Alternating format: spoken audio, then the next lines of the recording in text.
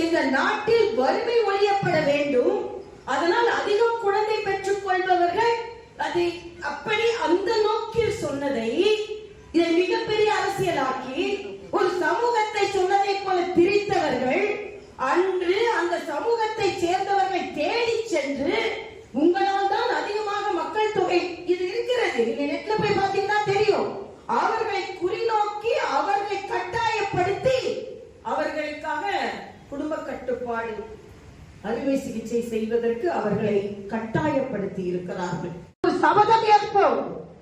இந்த கருப்பு தினத்தை கொண்டு வந்தவர்களும் அதில் திண்டாடினோம் என்று சொன்னவர்களும் இன்று கொண்டாடி கொண்டிருக்கிறார்கள்.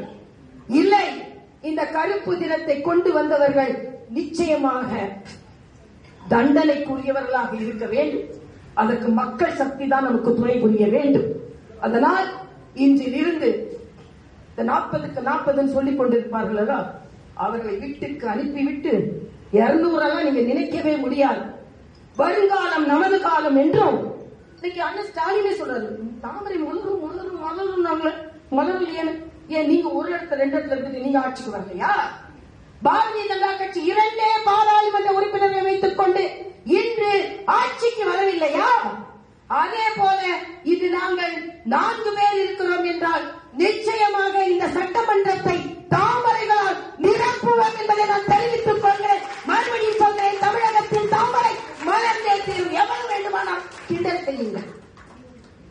அதற்கான காலம் வந்துவிட்டது. வெற்றிகள் உங்களுக்கு மட்டும் வந்து சுற்றிக் கொள்ளாது, எங்களையும் வந்து பற்றிக் கொள்ளும் காலம் வெகு விரைவில் இருக்கிறது என்பதைத்தான் நான் இங்கே தெரிவித்துக் கொள்கிறேன். ஆக ஆணவத்தால் பேசுகிறார். ஆணவத்தில் மக்கள் வாக்களிச்சிட்டாங்க, அவரையே நம்ம கள்ளக்குறிச்சி போனோம். எதை பற்றி கவலைப்பட வேண்டும்? ஆக இவற்றையெல்லாம் மனதில் வைத்துக் கொண்டு மக்கள் இன்று ஒரு கணக்கை போட்டுக் கொண்டிருக்கிறார்கள் என்பதை சொல்லி, நிச்சயமாக தமிழகம் பாரதிய ஜனதா கட்சியின் பக்கமும் தேசியத்தின் பக்கமும் திரும்பும் என்று சொல்லி, நீங்கள் எவ்வளவுதான் பரிகசித்தாலும் நாங்கள் அதே துணிச்சலோடு நாங்கள் எதிர்கொள்வோம். ஏனென்றால் எவ்வளவு எதிர்ப்புகள் வரட்டும், நான் ஏற்கனவே சொன்னதை போல நான் பள்ளி மாணவியாக இருக்கும் பொழுதே தார்மீகமாக இந்த அவசர நிலை பிரகடனத்தை எதிர்த்தவள். நாங்கள் எல்லாம் எதிர்த்து எதிர்த்து உருக்கேறியவர். இது படங்காட்டு நரி எதற்கு வந்தார், எந்த சலசலத்திற்கு வந்தார். அதனால் இன்று இந்த அரசியலமைப்பு சட்டத்தை கையில் ஏந்து உங்கள் கட்சிக்கு உரிமை இருக்கிறது என்றால் அது பாரதிய ஜனதா கட்சி என்று சொல்லி, இந்த ஜனநாயகத்தின் குரல் வலையை நெறித்தவர்கள் கையில் அரசியலமைப்பு சட்டத்தை வைத்து இவர்கள் எல்லாம் என்னதான் நாடகம் ஆடினாலும் இனிமேல் ஒவ்வொரு பாரதிய ஜனதா கட்சி தொண்டரின் கடுமையான உழைப்பினால் நாங்கள் அதை எதிர்கொள்வோம் என்று சொல்லி, 2026 சூரியன் உதிக்கிறதோ இல்லையோ, கைகள் உயர்கிறதோ இல்லையோ,